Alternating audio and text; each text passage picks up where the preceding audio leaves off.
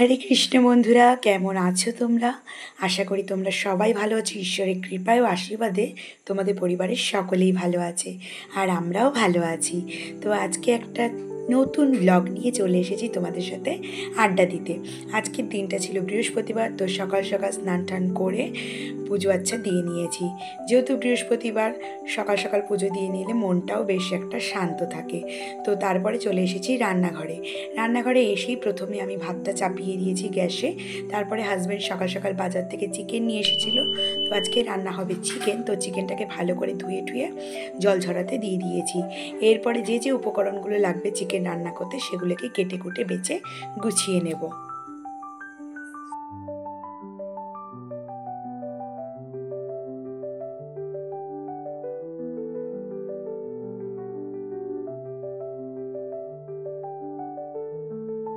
তো এইদিকে দেখো আমি সমস্ত কিছু গুছিয়ে নিয়েছি, আর আরেক দিকে দেখো আমার গ্যাসের ওপরে ফ্যান পড়ে কি অবস্থা হয়ে গেছে।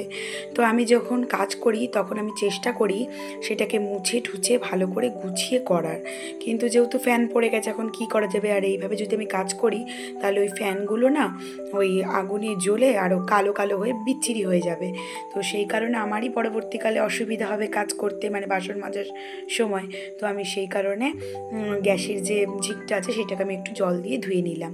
তো এরপরে আমি কড়াইটা চাপিয়ে দিয়েছি। তারপরে আমি তেল দিয়ে তেলের মধ্যে একটু আলুটাকে লবণ হলুদ দিয়ে ভালো করে ভেজে নিচ্ছি।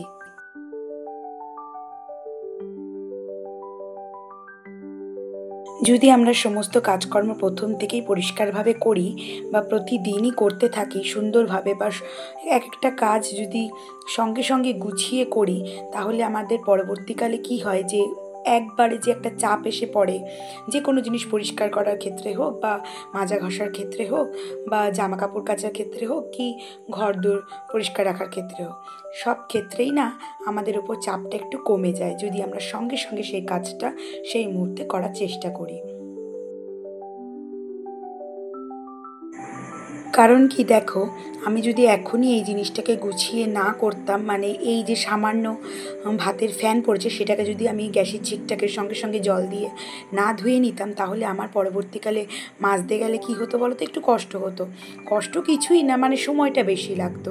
তো সেই কারণে আমি সঙ্গে সঙ্গে একটু জল দিয়ে ধুয়ে নিলাম। ফলে কী হবে বলো তো, ওই ফ্যানটা না মানে গ্যাসের ঝিকের সাথে আগুনের তাপে শক্ত হয়ে বেশি লেগে যাবে না। জল দিয়ে ধুয়ে নিলাম সাথে সাথে। তো সেই কারণে যেহেতু এই সমস্ত কাজকর্মগুলো যদি আমরা একটু বুঝে করি, যারা বাড়িতে একা কাজ করে, যাদের হাউস হেল্পার নেই বা বাড়িতে সাহায্য করার মতো কেউ নেই, ধরো সামান্য কথায় সামান্য ননদ বলো বা শাশুড়ি বলো, যারা একটু হেল্প করে, তারা যদি না থাকে তাহলে তাদের একার পক্ষে সমস্ত কাজগুলো করাটা একটু কঠিন হয়ে যায়। তাই বুদ্ধি খাটিয়ে যদি একটু সহজ পদ্ধতিতে কিভাবে কাজ করলে নিজের সুবিধা হবে সেটা যদি করা যায়, তাহলে পরবর্তীকালে নিজেরই আখেরে লাভ হয়।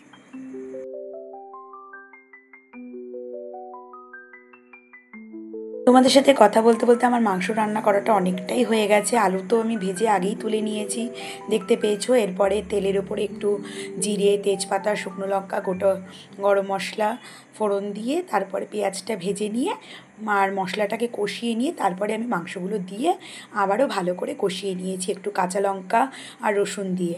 আমি একটু মাংসটা ঝাল ঝাল খেতেই পছন্দ করি, আর মাংসের মধ্যে আমি একটু রসুন দিতে দেখেছিলাম এক জায়গায়। তো তারপর থেকেই আমি রসুন দিই, আর রসুনটা আমার খেতেও খুব ভালো লাগে।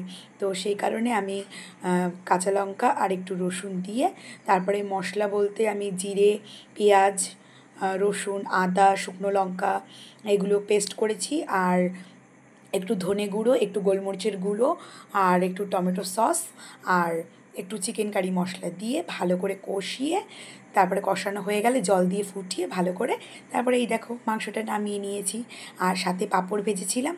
ব্যাস, আজকের লাঞ্চের মেনু হচ্ছে গরম গরম ভাত আর একটু মাংস গরম গরম, পাঁপড় ভাজা, আর সাথে আমি যেহেতু ঝাল ভালোবাসি তাই দুটো কাঁচা লঙ্কা।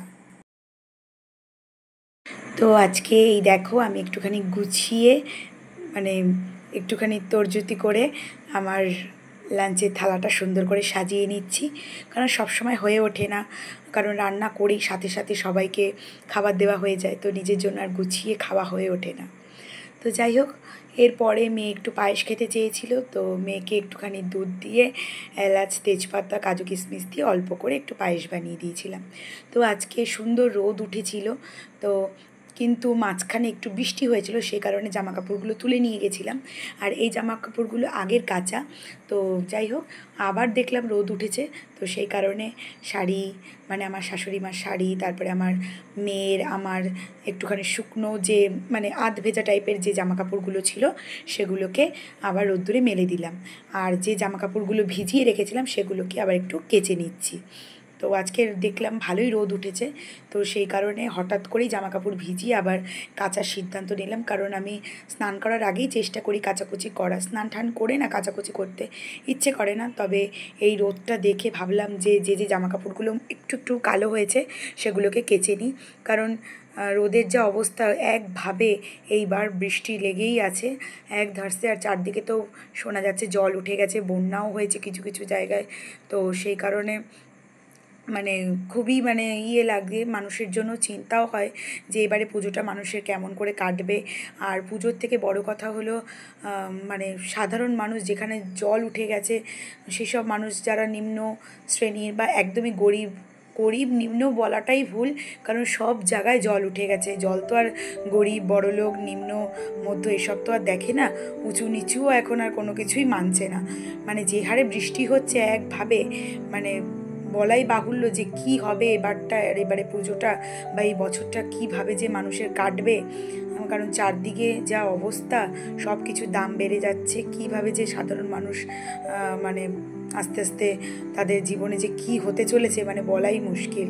তো এই সমস্ত ভাবনা চিন্তা করলে না মনও খারাপ হয়ে যায়, কারণ যারা ধরো একদমই গরিব, মানে যাদের থাকার জায়গা নেই, তারা যে কিভাবে আছে কিভাবে খাচ্ছে সেই সমস্ত দেখলে, খবর তো আমি দেখি না, কারণ খবর দেখলেই না আমার একটা মনের মধ্যে আতঙ্ক জাগে। আমার হাজব্যান্ড বলে মাঝে মাঝে একটু খবর দেখো, কিন্তু আমার ইচ্ছাই করে না খবর দেখতে, কারণ খবরে নানানটা দেখায়, আর কিছু কিছু খবর আছে আবার যতটা না হয় তার থেকে আবার বেশি বাড়িয়েও দেখায়। খবর দেখাটা ভালো, কিন্তু আমার ভালো লাগে না দেখতে। তো যাই হোক, কাচাকুচি হয়ে গেছে, তো এবারে যে জামা কাপড়গুলো কেচেছিলাম সেগুলোকে রোদ্দুরে মেলে দিচ্ছি ভালো করে।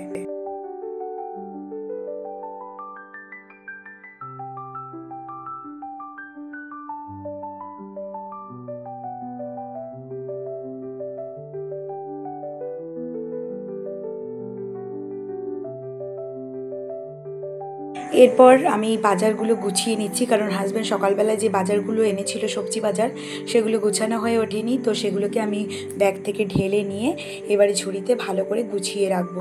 তো আজকে নিয়ে এসেছিলো একটুখানি ঝিঙে, পটল, উচ্ছে, আর আলুটা আগের দিনেরই ছিল, কাঁকরোল নিয়ে এসেছিল, আর নিয়ে এসেছে চাল কুমড়ো, আর চালতা নিয়ে এসেছিলো। চালতার মধ্যে দুটো চালতা আমি রেখে দিয়েছি ডালে দেবো বলে, আর 4-5টা চালতা আরও আছে, সেগুলোকে আমি আচার করব বলে সরিয়ে রেখেছি। আর নিয়ে এসেছিলো বুনো আমড়া আর ওল, আর নিয়ে এসছে কুমড়ো, তো কুমড়োটাকে আমি একটু রোদ্দুরে দেবো। আর এদিকে কাঁচা লঙ্কা নিয়ে এসেছিলো, তো কাঁচা লঙ্কার বোটাগুলোকে আমি সুন্দর করে ছাড়িয়ে গুছিয়ে রাখছি।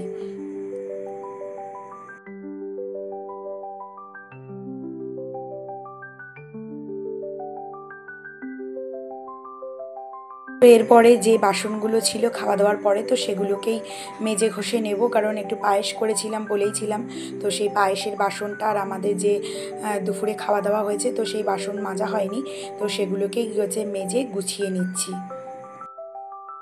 যেহেতু আমার রান্নাঘরে বেসিনের সিস্টেম করা আছে, কিন্তু কলের সিস্টেম করা নেই, যেহেতু এখনও পর্যন্ত আমি জলের সিস্টেমটা করতে পারিনি, কারণ আমাদের পায়খানা বাথরুমে ওপরে জলের ট্যাঙ্কি বসানোর কথা ছিল, তো তখন পায়খানা বাথরুমের ছাদটা ভালো ছিল না, তো সেই কারণে পায়খানা বাথরুমটা নতুন করে আবার যখন ছাদ দিয়ে সুন্দরভাবে করা হয়েছে, তখন আবার জলের ব্যবস্থাটা করা হয়ে ওঠেনি। তো সেই কারণে বেসিনের সিস্টেম থাকলেও রান্নাঘরে যেহেতু জলের সুবিধা নেই, তো সেই কারণে আমাকে কলপাড়ে এসেই বাসনপত্র মাজতে হয়। তো সেটা বৃষ্টি বাদল হোক বা রোদ্দুর হোক বা শীতকাল হোক বা গরমকাল হোক, যে সময়ই হোক না কেন, রাতে দিনে সবসময় আমাকে কলপাড়ে এসেই বাসন মাজতে হয়। তো যাই হোক, তবে একটা সুবিধা হয়েছে কি, যে জল টল ফেলার কাজে বেসিনটা আমি ব্যবহার করতে পারি, বা কখনো কিছু অল্প বাসনপত্র আছে মাজতে ইচ্ছে করলো না বা রেখে দিলাম কোনো কারণে, তো সেই কারণে বেসিনটা হওয়াতে না আমার একটু সুবিধা হয়েছে। যে কোনো জিনিসের সুবিধাও থাকে অসুবিধাও থাকে, তো এটাকে তো মেনে নিয়ে চলতেই হবে। তো যাই হোক, বাসন টাসন মাজা হয়ে গেছে, এবার আমি কলপাটটাকে ভালো করে একটু ঝাড় দিয়ে নেব, কারণ যেহেতু বেসিনের পাইপটা আমার দেখতেই পাচ্ছ ওই কোনায়, তো সে কারণে ওখান থেকে আমি যদি জল টল বা চাল ধোয়া জল বা ফ্যান ট্যান যাই ফেলি না কেন, এই জায়গাটা না একটু স্লিপ হয়ে যায়, তো সেই কারণে এই জায়গাটাকে আমাকে ভালো করে রোজই ঝাঁট দিয়ে জল দিয়ে ধুয়ে দিতে হয়। তো এরপরে বাসনগুলো নিয়ে আমি চলে এসেছি, তো জায়গায় গুছিয়ে নিচ্ছি। তো আজকের ভিডিওটা এই অবধি রইল।